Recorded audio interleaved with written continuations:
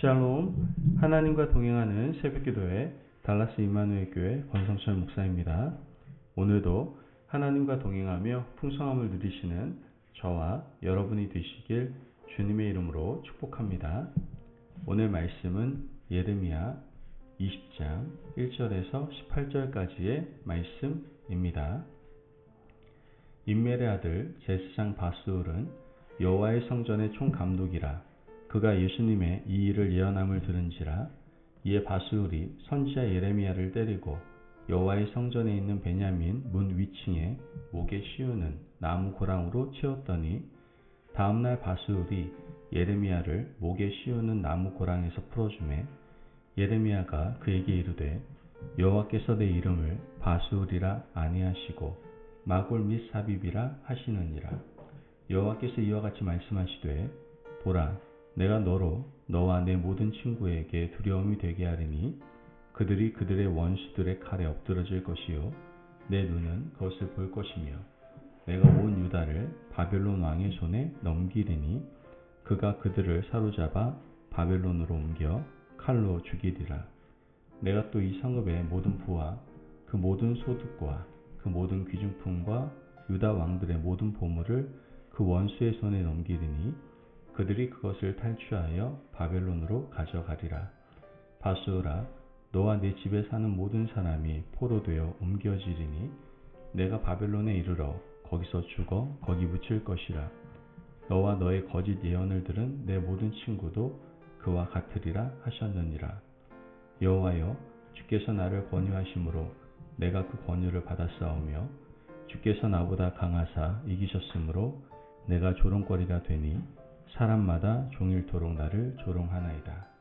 내가 말할 때마다 외치며 파멸과 멸망을 선포함으로 여호와의 말씀으로 말미암아 내가 종일토록 치욕과 모욕거리가 됨이니이다. 내가 다시는 여호와를 선포하지 아니하며 그의 이름으로 말하지 아니하리라 하면 나의 마음이 불붙는 것 같아서 골수에 사무치니 답답하여 견딜 수 없나이다. 나는 무리의 비방과 사방의 두려워함을 들었나이다. 그들이 이르기를 고소하라, 우리도 고소하리라 하오며 내 친한 벗도 다 내가 실족하기를 기다리며 그가 혹시 유혹을 받게 되면 우리가 그를 이기어 우리 원수를 갚자 하나이다. 그러하오나 여호와는 두려운 용사 같으시며 나와 함께 하심으로 나를 박해하는 자들이 넘어지고 이기지 못할 것이오며 그들은 지혜롭게 행하지 못함으로 큰 치욕을 당하오리니 그 치욕은 길이 있지 못할 것이니이다. 의인을 시험하사 그 폐부와 심장을 보시는 만군의 여호와여, 나의 사정을 주께 아뢰었사온즉 주께서 그들에게 보복하심을 나에게 보게 하옵소서. 여호와께 노래하라, 너희는 여호와를 찬양하라. 가난한 자의 생명을 행악자의 손에서 구원하셨음이니라. 내 생명이 저주를 받았다면 나의 어머니가 나를 낳던 날이 복이 없었다면 나의 아버지에게 소식을 전하여 이르기를 당신이 등남하였다 하여 아버지를 즐겁게 하던 자가 저주를 받았다면 그 사람은 여호와께서 무너뜨리시고 후회하지 아니하신 성읍같이 되었다면 그가 아침에는 부르짖는 소리 낮에는 떠드는 소리를 듣게 하였다면 좋을 뻔하였나니 이는 그가 나를 태에서 죽이지 아니하셨으며 나의 어머니를 내 무덤이 되지 않게 하셨으며 그의 배가 부른 채로 항상 있지 않게 하신 까닭이로다. 어찌하여 내가 태에서 나와서 고생과 슬픔을 보며 나의 날을 부끄러움으로 보내는고 하니라. 아멘. 하나님의 말씀입니다. 오늘 우리가 읽은 본문 말씀에는 선지자 예레미야의 불안한 모습이 나타나고 있는 것을 보게 됩니다. 때로는 자신감이 넘쳐서 영적인 파이터의 모습을 보이기도 하다가 갑자기 우울증을 앓는 환자 같은 모습을 보이기도 하죠. 하지만 여전히 예레미야가 하나님의 말씀을 붙들고 전할 수 있고 달려갈 수 있는 힘은 그의 마음속에 내재되어 있는 말씀이 그의 동력이 되었기 때문입니다. 1절에서 2절 말씀을 보면 임멜의 아들 제스장 바스울은 여호와의 성전의 총감독이라. 그가 예레미야의 이 일을 예언함을 들은지라. 이에 바스울이 선지자 예레미야를 때리고 여호와의 성전에 있는 베냐민 문 위층에 목에 씌우는 나무 고랑으로 채워 두었더니. 말씀을 보면 성전 총감독 바수울이라는 사람이 예레미야를 잡아왔습니다. 그가 예레미야 예언을 들었던 것이죠. 이제 남유다가 북방의 한 민족에 의해서 멸망당할 것이다. 우리는 흔적도 없이 사라질 것이고 왕은 끌려갈 것이며 성전은 무너져 내릴 것이다.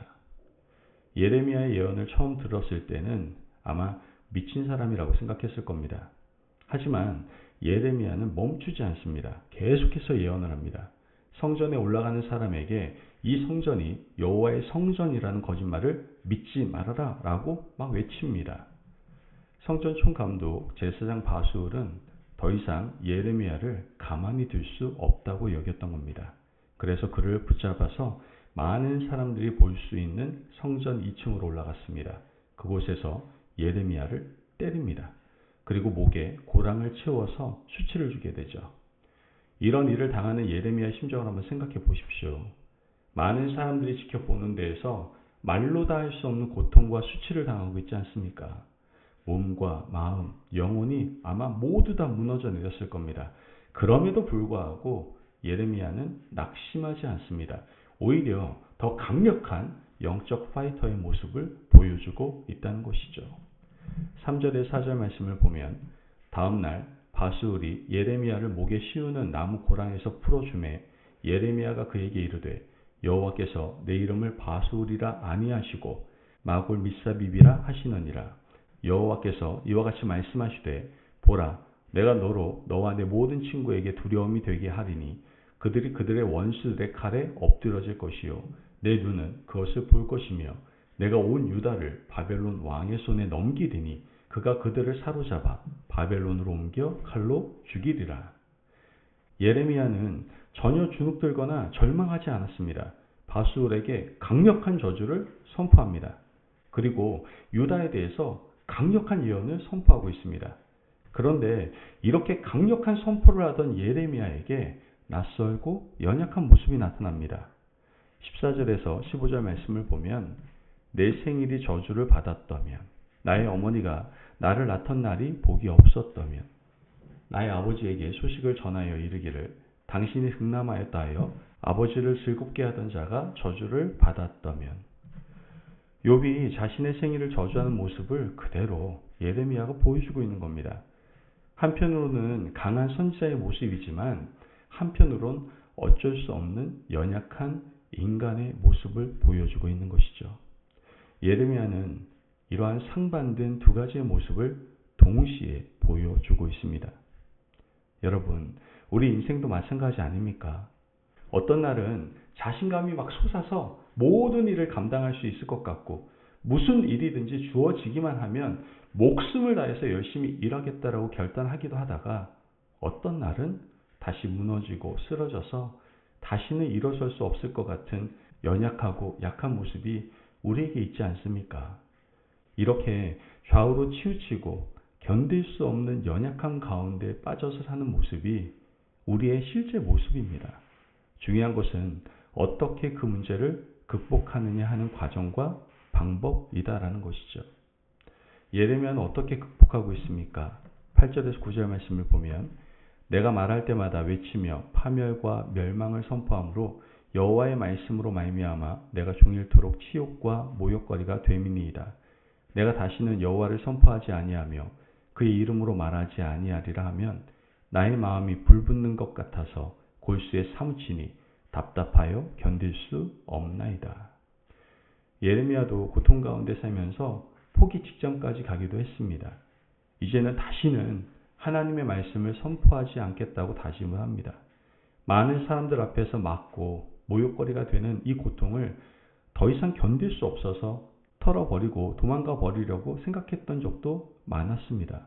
하지만 그때마다 예레미야를 붙잡았던 것은 마음을 지배하는 하나님의 음성이었다라는 것이죠. 그의 마음 깊이 성령님이 계셨고 하나님의 말씀이 머물러 있었던 겁니다. 하나님의 말씀이 그의 마음을 지배하고 있었기 때문에 그는 도저히 멈출 수가 없었던 것이죠. 이것이 바로 예레미야의 영적 동력이었고 에너지였던 겁니다. 여러분, 우리 예수님도 역시 이런 모습을 보여주시지 않았습니까?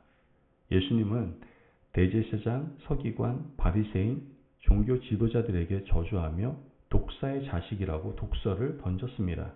강력한 파이터의 모습을 보여주셨죠. 반면 겟세마네 동산에서 기도하실 때에는 이 잔을 내게서 지나가게 해달라고 간구도 하셨습니다. 그러나 예수님께서 십자가 앞으로 나아갈 수 있었던 것은 주님 마음속에 자리 잡고 있었던 바꿀 수 없는 하나님의 말씀 때문이었습니다. 여러분, 오늘 우리를 다시 움직이게 하는 힘, 내가 여전히 악하고 험한 세상을 싸워 이길 수 있는 힘은 다른 것이 아니라 하나님의 말씀입니다. 우리 마음속에 잠들어 있는 영혼을 깨우는 것은 하나님의 말씀이고 성령께서 함께 하신다는 약속입니다.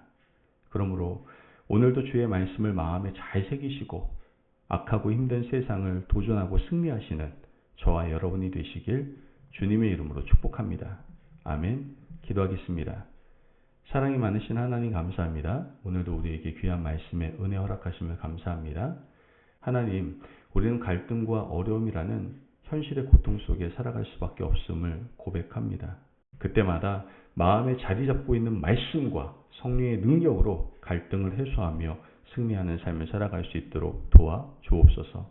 감사하며 예수님의 이름으로 기도합니다. 아멘. 오늘도 하나님과 동행하며 풍성함을 누리시는 저와 여러분이 되시길 주님의 이름으로 축복합니다. 여러분, 우리는 오늘도 갈등하며 세상에 나아가게 될 겁니다. 그러나 걱정하지 마십시오. 우리 안에 내주하시는 성령님과 말씀의 능력 가운데 우리는 오늘도 승리할 줄로 믿습니다. 말씀 안에서 승리하십시오.